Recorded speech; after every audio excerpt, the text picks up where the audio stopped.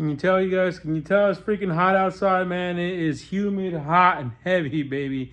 Welcome back to the channel, you guys. Today I'm sweating my butt off, but I want to talk to you guys a little bit about wiring. We're starting the wiring really on this thing. You guys saw it on the last video. We've been working on the vintage air.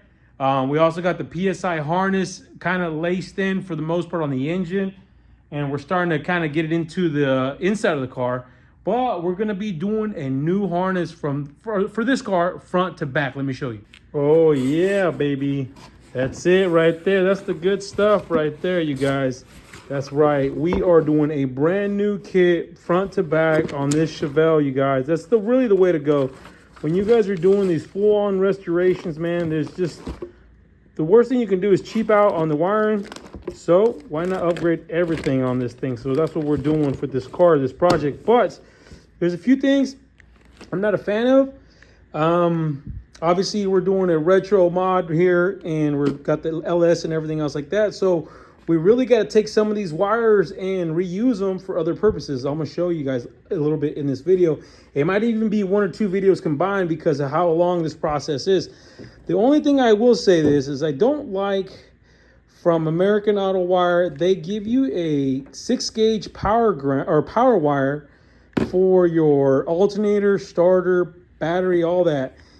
I don't like to run 6-gauge. I like to at least run 2 if possible. So that's what we're going to be doing on this car. Definitely want to at least run 4, but let me show you guys what's going on.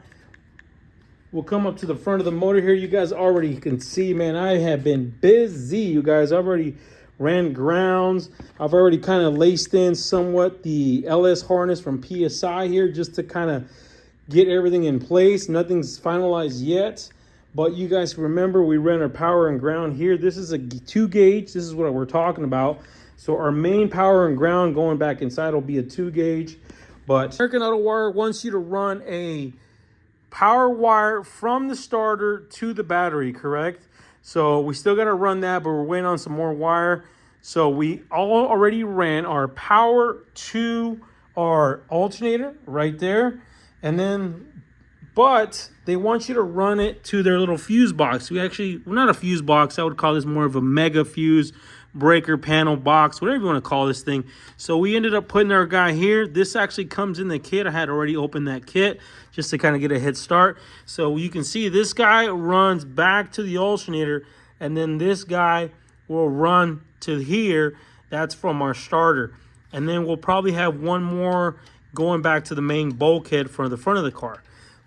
And then obviously you got the one from the starter, and that'll go directly to the battery, but that's coming from the inside of the car because we have that power post on the inside. I don't know if that's a lot, you guys, but let's go to the inside. Yeah, man, we have been working, you guys. I know it looks like a mess, but really it's an organized mess, you guys. We have, of course, we have our vintage air basically ready to go. We have our PSI harness kind of laced in, kind of just sitting there until we can get everything mocked up and mounted. Yeah, but we're going to start working on basically the rest of the wiring. We really need the rest of the car's wiring to finish up any of the engine wiring. We really can't do nothing without it. So let's open that stuff up.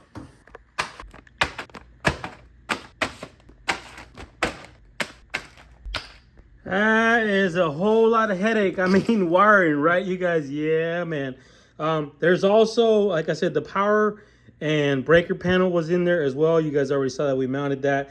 And also the headlight switch / high beam switch was in there, but we mounted that as well. We needed that already in place.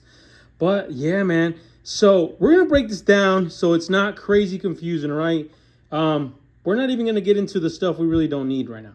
The stuff we want to concentrate right now is obviously your dash kit, that big old bulkhead that lives underneath the dash, right? That goes to the other side of the engine, all that stuff right there. That's really the main stuff. And this guy right here, I want to say, let's see here, is this the right one? Instrument cluster, that one as well, you guys.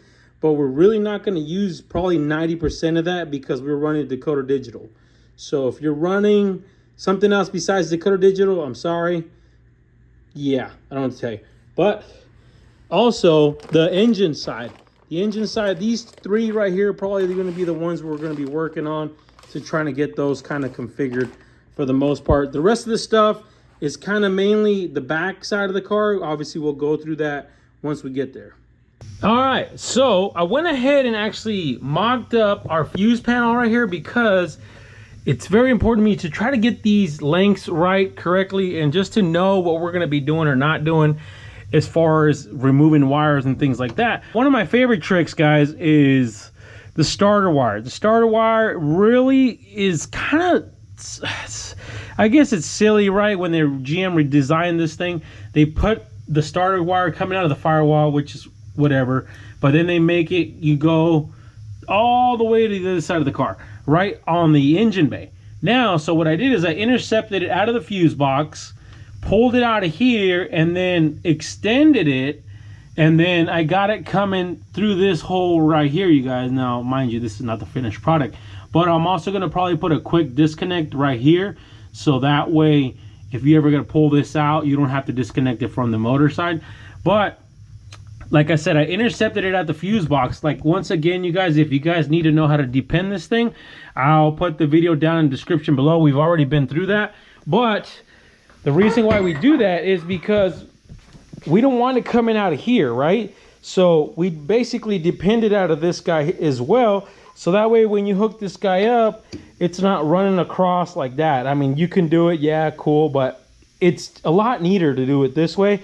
So like I said, look, now we got to come in through that hole down the back, and that'll live on the other side of the motor, on the other side, well, to the starter really, right? So, but you can see now you don't have this wire just coming across and lacing on the bottom of this side, basically just cutting across just to go to the other side of the motor.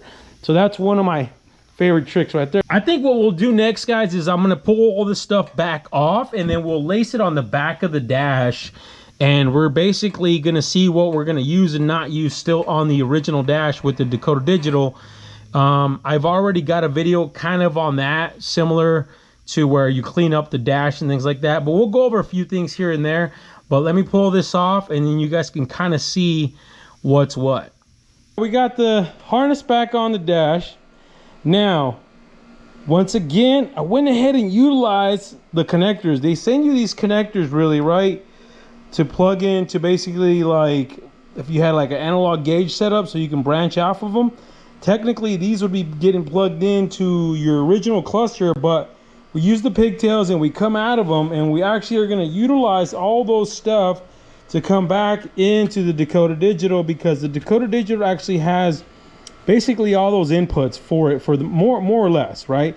So you're going to put in your your brake light, your left and right turn signals, like stuff like that, not to mention power, ground, ignition hot, all that good stuff. So the other wires that are also coming out of that same wire loom, like for example, you remember the actual wire that goes back to the engine, like the oil pressure sensor and the coolant temp sensor, those are the ones that we're using for the fans.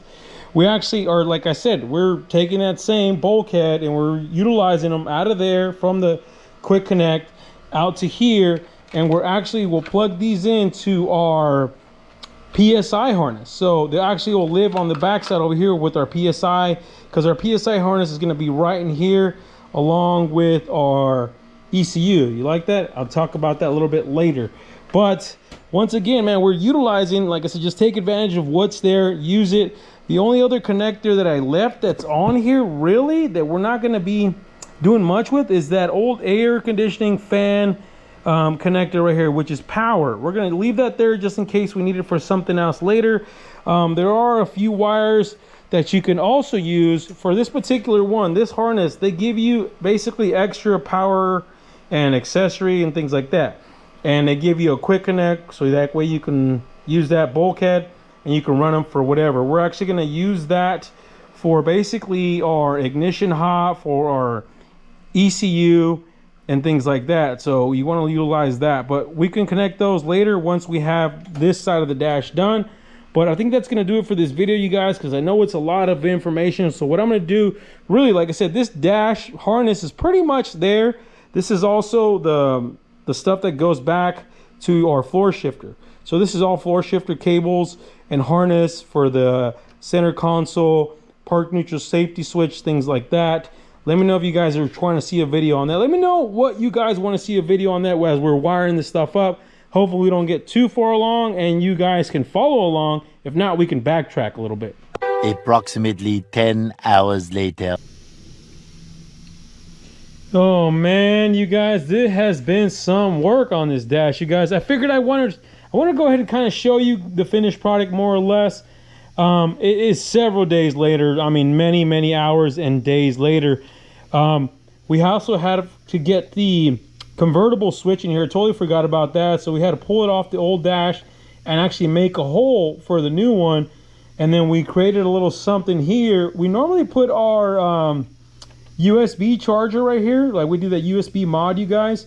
But I'm decided to do something different. I'm actually going to put a phone holder, and I 3D printed a bracket already and everything. That's what you'll see. You guys have to check Instagram to check that out. Long story short. And then this guy, which is normally our cigarette lighter slash phone USB charger, will actually live into the cigarette lighter slash ashtray deal in here. That'll sit in there now. But like you can see, we got the rest of our stuff pretty much quick connect right here. This is the wiring harness I was telling you guys about with the fans. That'll connect to the PSI harness. We got our Dakota Digital pretty much laced in there for the most part. BIM module to talk to the ECU. But yeah, you guys, man, this thing is coming along quite a bit. But want to show you guys real quick. Also had to do the AC mod for the Vintage Air. A bunch of stuff. But it's a lot of work. It's super time consuming. But take your time, you guys. Take your time. Dress it all up nice and neat. But I think that's going to do it for this video. Once again, guys, if you guys love the content, or like the content at least, make sure you guys hit the subscribe button, the like button, and hit the bell for notifications. But you guys already know, stay wrenching.